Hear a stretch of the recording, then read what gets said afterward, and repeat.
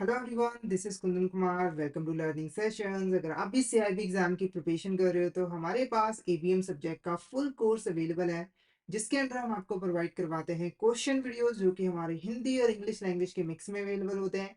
इसी के साथ हम आपको mock test, mega mock test भी प्रोवाइड करते हैं, जिनकी हेल्प से आप इजीली रिवीजन कर सकते हो। और ये जो हमारी लाइव क्लासेस होती हैं वो आपको रिकॉर्डेड फॉर्म में भी मिल जाती हैं। तो अगर आप सिस्टमैटिक वे में एबीएम सब्जेक्ट की प्रिपरेशन करना चाहते हो तो फटाफट से हमारे कोर्स में एनरोल कर लीजिए। हमारे जो कोर्सेज हैं वो इजीली एक्सेसिबल है। अगर आप एक एंड्रॉइड यूजर हो तो IIBF learning centre application download कर लीजिए गूगल प्ले स्टोर से। और अगर आप एक आईओएस यूजर हो तो माई इंस्टीट्यूट ऐप डाउनलोड कर लीजिए ऐप स्टोर से, और वहां पे आपको ऑर्गेनाइजेशन कोड यूज करना है GEGKT। तो फटाफट से इन एप्लीकेशन को डाउनलोड कर लीजिए और हमारे कोर्सेज में एनरोल कर लीजिए। और अगर आप अभी हमारे कोर्स में एनरोल करते हो तो आपको लगभग 82% का ऑफ मिल जाता है हमारे कोर्सेज पे, जिसके लिए आपको कूपन कोड यूज करना है आशीष। तो फटाफट से इस कूपन कोड का यूज करके हमारे कोर्स में एनरोल कर लीजिए। और हमारे टेलीग्राम चैनल को भी जरूर ज्वाइन कर लीजिए, क्योंकि हम इसमें एग्जाम से रिलेटेड, क्लासेस से रिलेटेड जितने भी इंपॉर्टेंट अपडेट्स हैं वो डालते रहते हैं। और अगर आपको भी किसी भी तरह की क्वेरी आती है तो आप इस चैनल पे मैसेज कर सकते हो। तो फटाफट से हमारे टेलीग्राम चैनल को ज्वाइन कर लीजिए ताकि कोई इंपॉर्टेंट अपडेट आपसे मिस ना हो जाए। इसका लिंक आपको वीडियो के डिस्क्रिप्शन बॉक्स में मिल जाएगा। तो शुरू करते हैं आज का टॉपिक। तो आज इस लेक्चर में हम लोग कंप्लायंस फंक्शन इन बैंक्स के बारे में पढ़ने वाले हैं, और इससे रिलेटेड कुछ इंपॉर्टेंट क्वेश्चंस को डिटेल में डिस्कस करने वाले हैं। तो फटाफट से इस सेशन को शेयर कर दीजिए अपने फ्रेंड्स के साथ, कलीग के साथ, ताकि वो भी इस सेशन का बेनिफिट ले सके। तो शुरू करते हैं। तो सबसे पहले हम कंप्लायंस का मतलब समझते हैं कि कंप्लायंस बेसिकली होता क्या है। ठीक है, तो सिंपली देखो, कंप्लायंस का मतलब होता है रूल्स एंड रेगुलेशंस को फॉलो करना। जब भी एक बैंक रूल्स एंड रेगुलेशन को फॉलो करती है तो इसी को हम कंप्लायंस कहते हैं। जैसे कि आपको पता होगा कि बैंकों के लिए बहुत सारे रूल्स एंड रेगुलेशन जो है वो बनाए गए हैं। जैसे कि बैंकिंग रेगुलेशन एक्ट हो गया, reserve bank of India act हो गया, इनके अंदर कई सारे रूल्स रेगुलेशन बनाए हैं जिनको बैंकों को फॉलो करना होता है अपने फंक्शंस को परफॉर्म करते वक्त। और जब bank in rules and regulations को प्रॉपरली फॉलो करती है तो उसी को हम कंप्लायंस फंक्शन जो है वो कहते हैं, कंप्लायंस करना कहते हैं। और बैंकों के लिए कंप्लायंस करना काफी ज्यादा जरूरी जो है वो रहता है। ठीक है, तो फटाफट से हम इससे रिलेटेड जो क्वेश्चन है उनको डिस्कस करते हैं। तो फर्स्ट क्वेश्चन हमारा देखो क्या है। Dash refers to the potential for financial loss, legal penalties, reputational damage arising from the failure to comply with laws, regulations, industry standard or internal policies and procedures। ठीक है, तो सिंपली देखो, जब एक बैंक अपने रूल्स एंड रेगुलेशंस को follow नहीं करती, लॉस को फॉलो नहीं करती, तो उसकी वजह से financial loss, legal penalties, reputational damage होने के जो चांसेस होते हैं, पॉसिबिलिटी होती है, उसे हम क्या कहते हैं। Option A compliance asset, option B regulatory liability, option C compliance risk, या फिर लीगल एक्सपोजर। तो option C is a correct answer. इसको हम क्या कहते हैं, कंप्लायंस रिस्क कहते हैं। ठीक है, जब भी एक बैंक रूल्स एंड रेगुलेशन को फॉलो नहीं करेगा और उसकी वजह से बैंक को जो भी लॉस होने के चांसेस हैं, उसको हम कंप्लायंस रिस्क जो है वो कहते हैं। नेक्स्ट क्वेश्चन देखो, which of the following is not a typical source of compliance requirement for bank. ठीक है, तो सिंपल भाषा में समझाऊं तो इसमें से कौन सा ऐसा सोर्स है जहां से कोई भी रूल्स एंड रेगुलेशंस को फॉलो नहीं करता बैंक। ठीक है, पहला देखो क्या, इंटरनल बैंक एंड प्रोसीजर। तो बिल्कुल ये सोर्स होता है। हर बैंक के कुछ इंटरनल पॉलिसीज होते हैं, रूल्स एंड रेगुलेशंस होते हैं, जिनको फॉलो करके बैंक जो है अपने फंक्शंस को परफॉर्म करता है। उसके बाद code of conduct issued by industry association. कुछ हमारी इंडस्ट्री एसोसिएशंस होती है, जैसे कि एग्जांपल के लिए फेडाई हो गई, सिमडा हो गई, वो यहाँ पर कुछ कोड ऑफ कंडक्ट इशू करते हैं, रूल्स एंड रेगुलेशन बनाते हैं, जिनको भी फॉलो करना जरूरी होता है। तो ये भी हमारा सोर्स होता है जहां से बैंक के लिए रूल्स एंड रेगुलेशंस आते हैं और बैंकों को फॉलो करना पड़ता है। उसके बाद legislation regulation issued by government bodies. तो ये भी बिल्कुल करेक्ट है, ये सोर्स है। हमारी जो गवर्नमेंट बॉडीज होती हैं ये कई सारे रूल्स एंड रेगुलेशन बनाते हैं, जैसे कि आरबीआई हो गया, वो जगह टाइम टाइम पर जो है सर्कुलर्स इशू करता रहता है, रूल्स एंड रेगुलेशन इशू करता रहता है, और बैंकों को उसे फॉलो भी करना पड़ता है। साथ के साथ हमारे जो लॉज हैं, जैसे कि बैंकिंग रेगुलेशन एक्ट हो गया, reserve bank of India act हो गया, तो इनको भी फॉलो करना जरूरी होता है। लास्ट है हमारा मार्केट बिहेवियर कस्टमर प्रेफरेंस। तो ये कोई सोर्स नहीं है कंप्लायंस का, यानी कि यहाँ पर कोई भी रूल्स एंड रेगुलेशन बैंकों के लिए नहीं होते हैं। ठीक है, तो ऑप्शन डी हमारा क्या होगा, करेक्ट आंसर रहेगा। नेक्स्ट क्वेश्चन देखो क्या है, which of the following best describe the role of the compliance function within a bank. ठीक है, तो इसमें से कौन सी स्टेटमेंट जो है कंप्लाइंस फंक्शन का रोल को प्रॉपर्ली डिस्क्राइब करिए। तो सबसे पहले कंप्लाइंस फंक्शन का मतलब क्या है ये समझ लो, ठीक है। तो कंप्लाइंस फंक्शन का जो मेन काम होता है वो ये होता है कि जो बैंक है वो प्रॉपर्ली रूल्स एंड रेगुलेशंस को फॉलो करे। यानी कि जो कंप्लायंस फंक्शन है ये इंश्योर करता है कि हमारे जो बैंक्स हैं उनके लिए जो भी रूल्स एंड रेगुलेशंस बनाए गए हैं बैंक उनको प्रॉपरली जो है वो फॉलो करें। तो कौन सी स्टेटमेंट प्रॉपरली डिफाइन करिए, पहला देखो, the primary focus of maximising financial return. इसका जो प्राइमरी फोकस होता है वो फाइनेंशियल रिटर्न्स को मैक्सिमाइज करना होता है, तो ये डिफाइन नहीं कर रही है। उसके बाद it acts an advisor to senior management but decisions are made elsewhere. तो ये सिर्फ और सिर्फ सीनियर मैनेजमेंट का एक एडवाइजर होता है, बस और कुछ नहीं होता है। या फिर it is directly responsible for preventing the bank from violating rules and standards. तो ये डायरेक्टली रिस्पॉन्सिबल होता है जो कि बैंक को प्रिवेंट करता है कि वो यहाँ पर रूल्स एंड रेगुलेशन को वायलेट ना करे, उसको प्रॉपरली फॉलो करे, ठीक है। तो ये जो स्टेटमेंट है ना वो प्रॉपरली करेक्ट है। यानी कि जो कंप्लाइंस फंक्शन है वो बैंक के अंदर उसकी रिस्पॉन्सिबिलिटी क्या है कि बैंक को रूल्स एंड रेगुलेशन को वॉयलेट करने से रोके और इंश्योर करे कि रूल्स एंड रेगुलेशन को प्रॉपरली फॉलो किया जा रहा है। तो ऑप्शन सी हमारा क्या होगा, करेक्ट आंसर रहेगा। Next question, which of the following is not a benefit of strong compliance function in a bank. अगर एक स्ट्रॉन्ग कंप्लायंस फंक्शन बैंक में होता है तो कौन सा बेनिफिट है जो कि स्ट्रॉन्ग कंप्लायंस फंक्शन का बेनिफिट नहीं होता है। सिंपल भाषा में कहूं तो ये क्वेश्चन हमें पूछ रहा है कि इसमें से कौन कौन से हमारे बेनिफिट्स हैं स्ट्रॉन्ग कंप्लायंस फंक्शन के, कौन कौन से नहीं है, ठीक है। तो पहला क्वेश्चन देखो, reduce occurrence of employees misconduct and ethical breaches, ठीक है। तो जो एम्प्लॉय मिसकंडक्ट है यानी कि जब एम्प्लॉयज कोड ऑफ कंडक्ट को फॉलो नहीं करते हैं और जो एथिकल प्रैक्टिसेस को फॉलो नहीं करते हैं उसको कम करता है, ठीक है, उसको रिड्यूस करता है, उसकी अक्रेंस को रिड्यूस करता है। तो ये हमारा बिल्कुल बेनिफिट होता है कंप्लायंस फंक्शन का। उसके बाद improved identification and correction of potential regulatory violation, यानी कि जो रेगुलेटरी वायलेशन हो रही है या फिर हो सकती है उनको आइडेंटिफाई करने में और उनको करेक्ट करने में काफी हेल्पफुल होता है, इंप्रूव करता है इसको। तो बिल्कुल ये भी बेनिफिट होता है। उसके बाद enhance corporate governance through adherence to best practices, ठीक है। जो कॉर्पोरेट गवर्नेंस होती है ना उसको इंक्रीज करता है, उनको इनहांस करता है। कैसे इनहांस करता है, क्योंकि देखो ये इंश्योर करता है कि जो बेस्ट प्रैक्टिसेस हैं इंडस्ट्री की उनको फॉलो किया जाए। और जब बैंक एक बेस्ट प्रैक्टिसेस को फॉलो करता है तो कॉर्पोरेट गवर्नेंस अपने आप ही इनहांस हो जाती है, अच्छी हो जाती है। तो ये भी हमारा बेनिफिट होता है। उसके बाद increase risk tolerance for potential financial gains, यानी कि हमारी जो फाइनेंशियल गेन्स हो सकती हैं, ठीक है, हमें उसके रिगार्डिंग हमारी जो रिस्क टॉलरेंस है उसको इंक्रीज करता है। तो ये हमारा बेनिफिट नहीं होता है। तो option D is a correct answer. तो कंप्लायंस फंक्शन से हमारी risk tolerance in financial gain वो इंक्रीज नहीं होती है, ठीक है, इसका कोई लेना देना है। तो ऑप्शन डी हमारा क्या होगा यहाँ पर, करेक्ट आंसर रहेगा। नेक्स्ट क्वेश्चन देखो, which of the following is a mandatory element of a banks compliance policy, ठीक है। तो जो हमारी बैंक की कंप्लायंस पॉलिसी होता है इसमें से कौन सा मैंडेटरी एलिमेंट होता है इस कंप्लायंस पॉलिसी का। तो सबसे पहले कंप्लायंस पॉलिसी है क्या, इसको थोड़ा सा डिस्कस कर लेते हैं। तो कंप्लायंस पॉलिसी एक ऐसा डॉक्यूमेंट होता है जिसके अंदर कंप्लायंस फंक्शन से रिलेटेड जितने भी प्रिंसिपल्स हैं, जितने भी स्टैंडर्ड्स हैं, प्रोसीजर्स हैं, उनको शो किया जाता है, उसको इंक्लूड किया जाता है, ठीक है। सिंपल भाषा में कहूं तो कंप्लायंस पॉलिसी एक ऐसी पॉलिसी होती है जो कि यहाँ पर बताएगी बैंक को कि जब उन्हें फाइनेंशियल फंक्शंस को परफॉर्म करना है तो कौन कौन से प्रिंसिपल्स उनको फॉलो करने हैं, कौन कौन से स्टैंडर्ड्स उनको फॉलो करने हैं, साथ के साथ प्रोसीजर क्या होगा कंप्लायंस फंक्शन का उसके बारे में भी बताता है, ठीक है। जैसे आपको कोई भी काम करना होता है तो आपको आप क्या करते हो, एक पॉलिसी बनाते हो जिसके अंदर आप पूरी डिटेल लिखते हो कि इस फंक्शन को हम कैसे कैसे परफॉर्म करेंगे। तो ऐसे ही कंप्लायंस पॉलिसी के अंदर भी हम पूरी डिटेल लिखते हैं कि जो कंप्लायंस फंक्शन है उसको कैसे कैसे परफॉर्म किया जाएगा, कौन से रूल्स होंगे, कौन से स्टैंडर्ड्स होंगे, ठीक है, ये सारी चीजें, ओके। अब इसमें से कौन सा हमारा एलिमेंट नहीं होता इस पॉलिसी का, सबसे पहले बैंक कंप्लायंस ऑब्जेक्टिव। तो ये हमारा मैंडेटरी एलिमेंट होता है। यानी कंप्लायंस पॉलिसी के अंदर सबसे पहली चीज तो हम यही शो करते हैं कि कंप्लायंस करने का हमारा ऑब्जेक्टिव क्या है, हम कंप्लायंस करके क्या करना चाहते हैं, ठीक है।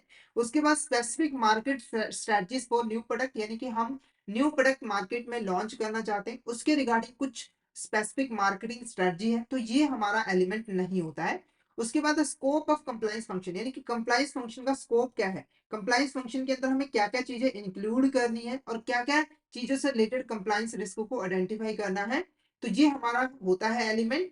उसके बाद the responsibility of chief compliance officer, तो जो हमारा चीफ कंप्लायंस ऑफिसर है उसकी क्या क्या रिस्पॉन्सिबिलिटीज होती हैं। तो बिल्कुल ये हमारा एलिमेंट होता है। तो हमारा जो करेक्ट आंसर रहेगा वो ऑप्शन ए रहेगा, यानी कि फर्स्ट, थर्ड एंड फोर्थ ये हमारे एलिमेंट होते हैं कंप्लायंस पॉलिसी के, पर ये सेकंड एलिमेंट जो है वो नहीं होता है। तो ऑप्शन ए हमारे यहाँ पर क्या होगा, करेक्ट आंसर रहेगा। क्वेश्चन देखो क्या है, which of the following is not a function of compliance department. जो हमारा कंप्लायंस डिपार्टमेंट होता है, कंप्लायंस डिपार्टमेंट कौन होता है, जो कि बैंक के अंदर कंप्लायंस से रिलेटेड सारे के सारे फंक्शंस को मैनेज करता है और इंश्योर करता है कि जो रूल्स एंड रेगुलेशंस है उनको प्रॉपर्ली फॉलो किया जा रहा है। ठीक है, अब कौन सा फंक्शन नहीं होता है, पहला देखो, issuing instruction to operational staff for mitigating compliance risk. ठीक है, तो जो ऑपरेशनल स्टाफ है ना उसको क्लियर इंस्ट्रक्शन यहाँ पर इशू कर देनी है कि आपको फंक्शंस परफॉर्म करते वक्त क्या क्या रूल्स एंड रेगुलेशंस को फॉलो जो है वो करना है, ताकि जो कंप्लायंस रिस्क है उसको मिटिगेट किया जा सके। तो ये हमारा फंक्शन होता है।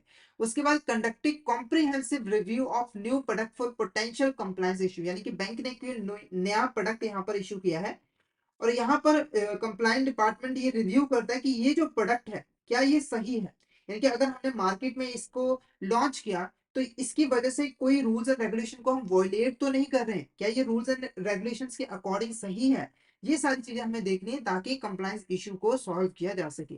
उसके बाद providing legal advice and representation of bank in court cases, तो ये हमारा फंक्शन नहीं होता है। क्यों नहीं होता, देखो कंप्लायंस डिपार्टमेंट का काम होता है रूल्स एंड रेगुलेशंस को फॉलो करवाना। ठीक है, अब देखो कोर्ट के अंदर जज के सामने वकील बनकर बैंक को रिप्रेजेंट करना ये इसका फंक्शन नहीं होता है। ये फंक्शन किसका होता है, लीगल डिपार्टमेंट का। एक लीगल डिपार्टमेंट होता है जो कि बैंक को लीगल एडवाइस भी प्रोवाइड करता है डिफरेंट डिफरेंट मैटर्स पे और कोर्ट में उसको रिप्रेजेंट भी करता है। उसके बाद sharing information about past compliance failure to prevent future occurrence. ठीक है, तो जो पास्ट में कंप्लायंस फेलियर हो चुके हैं उसके रिगार्डिंग इंफॉर्मेशन को शेयर करना ताकि फ्यूचर में कोई भी कंप्लायंस रिलेटेड इश्यू जो है वो अगर ना हो सके। तो हमारा जो ऑप्शन सी होगा वो करेक्ट आंसर होगा। ये जो है फंक्शन हमारा नहीं होता है कंप्लायंस डिपार्टमेंट का।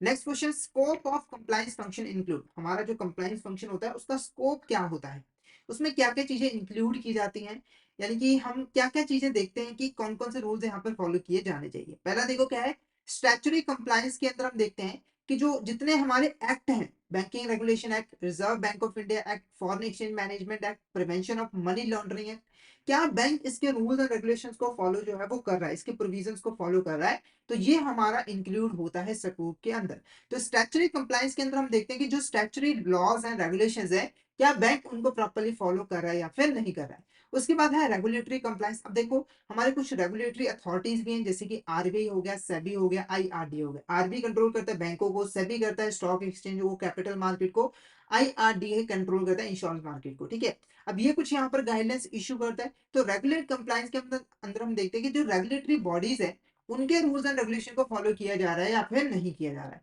तो ये भी हमारा स्कोप में इंक्लूड होता है। उसके बाद code of conduct to be abided based on the guidance issued organisations like IBA, BC, SBI, FEDAI, FIMMDA, तो ये भी हमारा स्कोप में इंक्लूड होता है। ये कुछ कोड ऑफ कंडक्ट इशू करते हैं जिनको फॉलो करता है बैंक। ठीक है, ये मतलब इंडस्ट्री एसोसिएशन हो गई। उसके बाद accounting standard to be abided as framed by ICA. ठीक है, तो जो अकाउंटिंग स्टैंडर्ड आईसीएआई ने इशू किए हैं उसको फॉलो करना। ठीक है, तो ये सारा का सारा हमारा स्कोप में आता है। यानी कि जब हम कंप्लायंस फंक्शन परफॉर्म करते हैं तो हम ये सारी चीजें देखते हैं कि क्या बैंक इन सभी रूल्स एंड रेगुलेशंस को फॉलो कर रहा है या फिर नहीं कर रहा है। Next question, according to RBI guidance minimum fix tenure for chief compliance officer is. ठीक है, जो हमारा चीफ कंप्लायंस ऑफिसर है उसका मिनिमम टेन्योर यहाँ पर कितना होता है। तो सबसे पहले चीफ कंप्लायंस ऑफिसर के बारे में जान लो। तो जो हमारा कंप्लायंस डिपार्टमेंट होता है उसका जो हेड होता है, यानी कि जो मेन पर्सन होता है कंप्लाइंस से रिलेटेड फंक्शन को परफॉर्म करने के लिए, वो हमारा चीफ कंप्लाइंस ऑफिसर जो है वो कहलाता है। ठीक है, तो इसका इसकी रिस्पॉन्सिबिलिटी होती है कि ये इंश्योर करे कि जो बैंक है वो यहाँ पर प्रॉपर रूल्स एंड रेगुलेशन को जो है वो फॉलो कर रहा है। अब इसको एक एक मिनिमम टाइम पीरियड के लिए जो है इशू करना, मतलब अपॉइंट करना होता है, वो कितना है। तो ऑप्शन सी हमारा 3 years is the correct answer, यानी कि जो चीफ कंप्लायंस ऑफिसर है उसको हमें मिनिमम जो है 3 सालों के लिए जो है वो अपॉइंट करना जरूरी होता है। तो option C is the correct answer. Next question हमारा क्या है, eligibility criteria for appointment as a chief compliance officer include, ठीक है। तो हमारा जो चीफ कंप्लायंस ऑफिसर है, जिसको जब हमें इसे अपॉइंट करना होता है, तो कुछ एलिजिबल क्राइटेरियाज होते हैं, कुछ कंडीशंस होते हैं जिनको फॉलो करना जरूरी होता है। अगर इस क्राइटेरिया को हम फुलफिल करते हैं तभी हम चीफ कंप्लायंस ऑफिसर को अपॉइंट जो है वो कर सकते हैं। तो ये एलिजिबिलिटी क्राइटेरिया क्या है, पहला देखो क्या है, the CCO shall be senior executive of the bank preferably in the rank of general manager और इक्विवेलेंट पोजीशन। तो हमारा जो सीसीओ है, कम से कम वो एक सीनियर एग्जीक्यूटिव होना चाहिए बैंक का, ताकि वो प्रॉपर तरीके से कंप्लाइंट फंक्शन को परफॉर्म कर सके। अब ये जो सीनियर एग्जीक्यूटिव होना चाहिए, या तो वो जनरल मैनेजर होना चाहिए या फिर उसकी इक्विवेलेंट कोई भी पोजीशन होनी चाहिए। साथ के साथ इसकी जो एज है वो 55 ईयर से अबव नहीं होनी चाहिए। तो बिल्कुल ये एक एलिजिबिलिटी क्राइटेरिया है और इंपॉर्टेंट एलिजिबिलिटी क्राइटेरिया है। उसके बाद the CCO shall have overall experience at least 15 years in the banking और फाइनेंशियल सर्विसेज। यानी कि जो सीसीओ है ना, उसका कम से कम उसको बैंकिंग और फाइनेंशियल सर्विसेज के अंदर 15 साल का एक्सपीरियंस होना चाहिए। और उसमें से 5 साल का जो एक्सपीरियंस है वो ऑडिट, फाइनेंस, कंप्लायंस और लीगल फंक्शन में होना चाहिए। तो ये भी एलिजिबिलिटी क्राइटेरिया है। उसके बाद the CCO shall have good understanding of industry, risk management, knowledge of regulations, legal framework and sensitivity to supervisory expectation. तो ये भी हमारा एलिजिबल क्राइटेरिया है। तो ऑप्शन डी हमारा यहाँ पर क्या होगा, करेक्ट आंसर होगा। और जब भी कोई पर्सन इन सभी क्राइटेरिया को जो है फुलफिल कर देता है, कंडीशन को फुलफिल कर देता है, तभी हम उसको चीफ कंप्लायंस ऑफिसर की तरीके से अपॉइंट जो है वो कर सकते हैं। नेक्स्ट क्वेश्चन देखो, which of this statement is not correct regarding the reporting line of the chief compliance officer, ठीक है। देखो चीफ कंप्लायंस ऑफिसर को रिपोर्टिंग करनी पड़ती है किस चीज की, जो भी उसकी फाइंडिंग्स होती है, यानी कि बैंक रूल्स एंड रेगुलेशन को फॉलो कर रहा है कि नहीं कर रही है, कहाँ पे खामियां है, कौन कौन से कंप्लायंस रिस्क है, उसकी रिपोर्टिंग जो है वो करनी पड़ती है। तो कौन सी स्टेटमेंट करेक्ट नहीं है, पहली, the CCO shall have direct reporting lines to MD और सीईओ और बोर्ड और कमेटी ऑफ द बैंक, ठीक है। तो जो सीसीओ डायरेक्टली जो बैंक का एमडी है या फिर सीईओ है या फिर जो बोर्ड कमेटी है, उसको यहाँ पर रिपोर्टिंग कर सकते हैं। तो बिल्कुल ये स्टेटमेंट करेक्ट है। उसके बाद in case of CCO report to MD और CEO, the audit committee of the board shall meet CCO quarterly on 1-to-1 basis. तो ये भी स्टेटमेंट करेक्ट है। अगर यहाँ पर हमारा सीसीओ डायरेक्टली एमडी और सीईओ को रिपोर्ट कर रहा है, तो उस केस में ऑडिट कमेटी को क्वार्टरली बेसिस पे 1-to-1 मीटिंग करनी पड़ती है सीसीओ के साथ, जहां पर वो सारी इंफॉर्मेशन जो है वो लेता है। Next, yes, CCO shall have reporting relationship with the business verticals, bank and the given many business target. तो जो हमारा सीसीओ है ना, ठीक है, उसका रिलेशनशिप जो है बिजनेस वर्टिकल के साथ है, यानी कि वो इस काम के साथ साथ बिजनेस वर्टिकल्स हैं जो डिफरेंट डिफरेंट, जैसे कि ट्रेजरी ऑपरेशंस हो गए या फिर रिटेल बैंकिंग हो गया, उसमें इसका कोई ना कोई स्टेक है, ठीक है। और इसको भी कई सारे बिजनेस टारगेट दिए जाते हैं जिनको इसे पूरा करना होता है। तो ये स्टेटमेंट गलत है, ठीक है। तो सीसीओ है ना, उसका यहाँ पर किसी भी बिजनेस वर्टिकल के साथ किसी भी तरह का रिलेशनशिप नहीं होना चाहिए। साथ ही साथ हमें उसे किसी भी तरह का बिजनेस टारगेट भी नहीं देना चाहिए, ताकि वो इंडिपेंडेंट होके अपना काम जो है वो कर सके। अगर उसका बिजनेस वर्टिकल के साथ किसी भी तरह का रिलेशन है, तो हो सकता है कि वो किसी पॉइंट पे जो है कॉम्प्रोमाइज करे। यानी कि अगर मान के चलो बिजनेस वर्टिकल है, उसने रूल्स एंड रेगुलेशन फॉलो नहीं किया, पर कंप्लायंस ऑफिसर का उसके साथ रिलेशनशिप है, तो हो सकता है कि वो चीजों को छुपा ले, क्योंकि अल्टीमेटली अगर बातें खुली तो कंप्लायंस ऑफिसर का भी जो है नाम आएगा, जिसकी वजह से वो जो है इंफॉर्मेशन प्रोवाइड नहीं करता है। तो नन ऑफ द हमारा ऑप्शन सी क्या रहेगा, करेक्ट आंसर रहेगा। Option C is the correct answer. Next question देखो, the duties and responsibilities of the CCO as a head of compliance function include.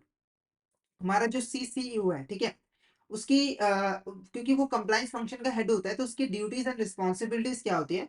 तो पहला देखो, to conduct assessment of compliance risk at least once a year, यानी कि एक साल के अंदर कम से कम कंप्लायंस रिस्क को असेस करना है। असेस करने का मतलब कि बैंक के अंदर कितना कंप्लायंस रिस्क है, ठीक है, उसको यहाँ पर पता लगाना, ताकि उसके हिसाब से एक रिस्क ओरिएंटेड एक्टिविटी प्लान जो है वो बनाया जा सके और कंप्लायंस रिस्क को मिनिमाइज किया जा सके। तो बिल्कुल ये हमारा फंक्शन होता है, ड्यूटी होती है।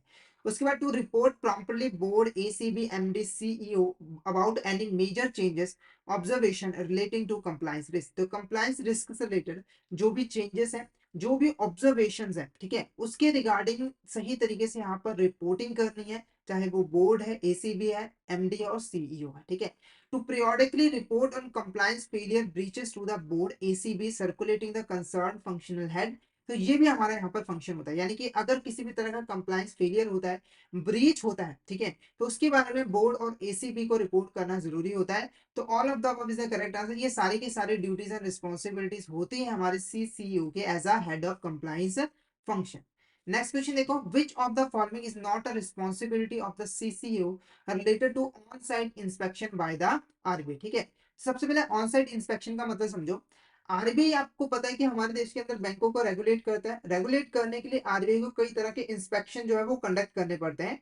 तो जो ऑन साइट इंस्पेक्शन है वो इंस्पेक्शन की ही टाइप होती है, जिसके अंदर जो आरबीआई है वो यहाँ पर बैंक की फिजिकल लोकेशन पे जाके इंस्पेक्शन करता है। अगर मान के चलो आरबीआई को किसी बैंक पे शक है, तो उसकी ब्रांच में, मेन ऑफिस में जाकर वो यहाँ पर क्या करता है, चेक करता है कि सारी चीजें सही है या फिर नहीं है। ठीक है, तो जब भी एक ऑन साइट इंस्पेक्शन होती है आरबीआई के द्वारा, तो हमारा जो सीसीओ है इसकी कुछ रिस्पॉन्सिबिलिटी बनती है। क्या रिस्पॉन्सिबिलिटी? मेन रिस्पॉन्सिबिलिटी यही है कि आरबीआई की हेल्प करे, उसके साथ कोऑपरेट करे, ताकि आरबीआई अपनी इंस्पेक्शन कर सके। तो कौन कौन सी रिस्पॉन्सिबिलिटी जो इसकी होती है और कौन सी ऐसी रिस्पॉन्सिबिलिटी जो कि नहीं होती है, वो ये क्वेश्चन पूछ रहा है। पहला, providing information data requested during the inspection, यानी कि इंस्पेक्शन के दौरान आरबीआई जो भी इंफॉर्मेशन मांगता है, जो भी डाटा मांगता है, उसको प्रोवाइड करना। तो ये हमारा बिल्कुल रिस्पॉन्सिबिलिटी होता है, ताकि उस इंफॉर्मेशन की बेसिस पे जो आरबीआई है वो प्रॉपर तरीके से इंस्पेक्शन कर सके। उसके बाद coordinating with heads of department to prepare risk assessment report. तो जो अदर डिपार्टमेंट्स हैं, उनके जो हेड्स हैं, उनके साथ कोऑर्डिनेट करना, ताकि रिस्क असेसमेंट रिपोर्ट जो है वो प्रिपेयर की जा सके। तो बिल्कुल ये भी हमारी रिस्पॉन्सिबिलिटी होती है। उसके बाद arranging a final meeting with bank executive and RBI team to finalise RAR. ठीक है, तो एक मीटिंग यहाँ पर कंडक्ट करनी है, जहां पर बैंक एग्जीक्यूटिव और जो आरबीआई टीम है वो मिलकर जो हमारे रिस्क असेसमेंट रिपोर्ट है उसको फाइनलाइज करती है। तो बिल्कुल ये ड्यूटी रिस्पॉन्सिबिलिटी होती है। उसके बाद presenting the RAR to the RBI directly without informing the board और कमेटी, यानी कि जो आरएआर है वो डायरेक्टली आरबीआई को प्रेजेंट कर देना है और बोर्ड कमेटी की अप्रूवल नहीं लेनी है। तो option D is the correct answer. ये हमारी रिस्पॉन्सिबिलिटी नहीं होती है सीसीओ की ऑन साइट इंस्पेक्शन से रिलेटेड। ठीक है, तो यहाँ पर हमारा जो आज का टॉपिक था वो ओवर होता है। तो हमने यहाँ पर कंप्लाइंस फंक्शन से रिलेटेड जितने भी इंपॉर्टेंट क्वेश्चन थे वो डिटेल में यहाँ पर डिस्कस कर लिया है। तो आई होप आपको यहाँ तक क्लियर हो गया होगा। अगर आपको किसी भी तरह का डाउट आता है तो आप चैट बॉक्स में मैसेज करके पूछ सकते हो, और अगर आपको क्लियर हो गया है तो फटाफट से एक बार चैट बॉक्स में मैसेज करके जरूर बता दीजिए कि आपको यहाँ तक क्लियर हो गया है। और अगर आप सिस्टमैटिक वे में एबीएम सब्जेक्ट की प्रिपरेशन करना चाहते हो, तो फटाफट से हमारे कोर्स में एनरोल कर लीजिए, जिसमें हम आपको प्रोवाइड करवाते हैं क्वेश्चन वीडियोस, जो कि हमारे हिंदी और इंग्लिश लैंग्वेज के मिक्स में अवेलेबल होते हैं। इसी के साथ हम आपको mock test, mega mock test provide करते हैं, जिनकी हेल्प से आप इजीली रिवीजन कर सकते हो। और ये जो हमारी लाइव क्लासेस होती हैं वो आपको रिकॉर्डेड फॉर्म में भी मिल जाती हैं। तो अगर आप सिस्टमैटिक वे में एबीएम सब्जेक्ट की प्रिपरेशन करना चाहते हो तो फटाफट से हमारे कोर्स में एनरोल कर लीजिए। हमारे जो कोर्सेज हैं वो इजिली एक्सेसिबल है। अगर आप एक एंड्रॉइड यूजर हो तो IIBF learning centre application download कर लीजिए गूगल प्ले स्टोर से। और अगर आप एक iOS यूजर हो तो माई इंस्टीट्यूट ऐप डाउनलोड कर लीजिए ऐप स्टोर से। वहां पे आपको ऑर्गेनाइजेशन कोड यूज करना है GEGKT। तो फटाफट से इन एप्लीकेशन को डाउनलोड कर लीजिए और हमारे कोर्सेज में एनरोल कर लीजिए। और अगर आप अभी हमारे कोर्स में एनरोल करते हो तो आपको लगभग 82% का ऑफ मिल जाता है हमारे कोर्सेज पे, जिसके लिए आपको कूपन कोड यूज करना है आशीष। तो फटाफट से इस कूपन कोड का यूज करके हमारे कोर्स में एनरोल कर लीजिए। और हमारे टेलीग्राम चैनल को भी जरूर ज्वाइन कर लीजिए, क्योंकि हम इसमें एग्जाम से रिलेटेड, क्लासेस से रिलेटेड जितने भी इंपॉर्टेंट अपडेट्स हैं वो डालते रहते हैं। और अगर आपको भी किसी भी तरह की क्वेरी आती है तो आप इस चैनल पे मैसेज कर सकते हो। तो फटाफट से हमारे टेलीग्राम चैनल को ज्वाइन कर लीजिए, ताकि कोई इंपॉर्टेंट अपडेट आपसे मिस ना हो जाए। इसका लिंक आपको वीडियो के डिस्क्रिप्शन बॉक्स में मिल जाएगा। तो आज के लिए इतना ही। अगर सेशन अच्छा लगा तो सेशन को लाइक कर देना, हमारे चैनल को सब्सक्राइब कर देना और शेयर जरूर कर देना अपने फ्रेंड्स के साथ, कलीग्स के साथ, ताकि वो भी इस सेशन का बेनिफिट ले सके। तो thank you so much everyone, मिलते हैं नेक्स्ट क्लास में।